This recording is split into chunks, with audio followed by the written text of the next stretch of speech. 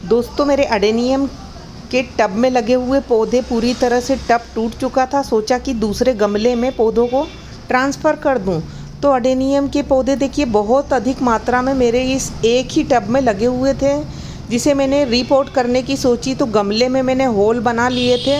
और ये अडेनियम के पौधे देखिए इतने अच्छे लगे हुए थे, मैं इनको रिपोर्ट नहीं करना चाहती थी, मगर टब पूरी तरह से डैमेज हो चुका था, टूट चुका था। मिट्टियाँ इधर उधर गिर रही थी, रेत मिट्टी मिली हुई गिर रही थी, सारा फैलकर पूरा बर्बाद हो रहा था।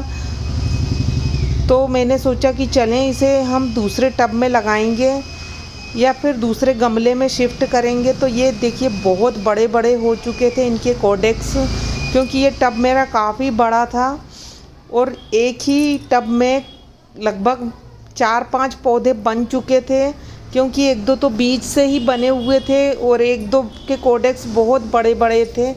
तो सोचा कि इसको मैं रिपोर्ट कर लेती हूँ। तो देखिए मैं इस टब से मैं इस पौधे को अलग करने की कोशिश कर रही। मिट्टी मेरी गीली नहीं है तो पौधे आसानी से निकल जाएंगे। इनकी बारीक बारीक जड़ें पूरी तरह से फैल चुकी हैं, तो इसे सावधानीपूर्वक निकालना होगा। तो ये देखिए ये मिट्टी सूखी होने के कारण ये आराम से निकल जा रहे हैं। तो ये एक पौधा तो मेरा निकल चुका है जो काफ़ी बड़ा हो चुका था, जिसका कॉडेक्स और ये बारीक बारीक जड़ें बहुत फैल चुकी थी। तो ये इसे मैंने निकाल लिया। अब दूसरे जो पौधे हैं उन्हें भी मैं निकाल लेती हूँ।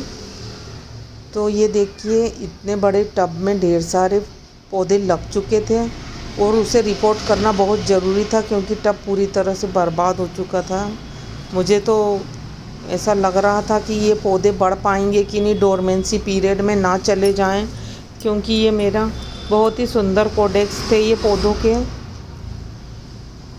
मगर क्या करूं, टब देखिए ये दूसरा पौधा भी मैंने निकाल लिया।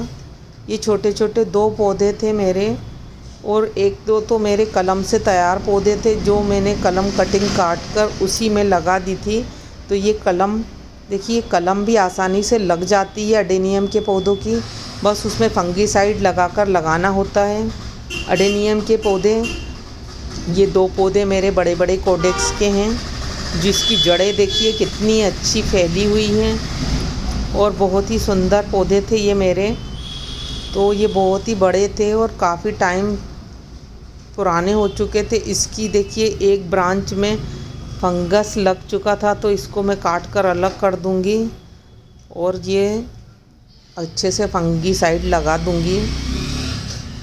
तो मैं इसकी कटिंग कर रही हूँ जिसमें फंगस लगा हुआ, ऊपर ही ऊपर इसकी डाल में फंगस लगा हुआ था, सड़ चुकी थी। तो मैंने इसे अलग किया। नीचे का हिस्सा तो बिल्कुल पूरी तरह स्वस्थ था।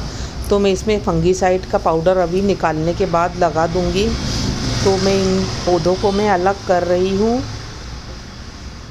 बड़े दुख होता है जब हम ये पौधों को, अच्छे भले पौधों को दूसरे गमलों में रिपोर्ट करते हैं, मगर क्या करूँ, देखिए ये पूरी तरह से टब टूट चुका था, बहुत टूट चुका था। ये आसपास से पूरा टूट गया था। तो ये धूप में ख़राब हो जाते हैं इस प्रकार के प्लास्टिक के टब। मगर मेरी छत पर ही ढेर सारे गमले रखे हुए हैं, तो मैं ज़्यादा हेवी गमले भी नहीं रख सकती हूँ। तो इसीलिए मैं इसको एक प्लास्टिक के ही गमले में शिफ्ट करूँगी। ये देखिए कितनी सारी रेत लगी हुई थी। तो मिट्टी की कमी तो हम गार्डनरों को अक्सर हो ही जाती है। मिट्टी और गमले की कमी तो हम गार्डनरों को हमेशा ही बनी रहती, क्योंकि पौधों की संख्या तो बढ़ती ही जाती है और गमले कम होने का नाम ही नहीं लेते हैं। पूरे छत पर गमले ही गमले हो चुके थे। तो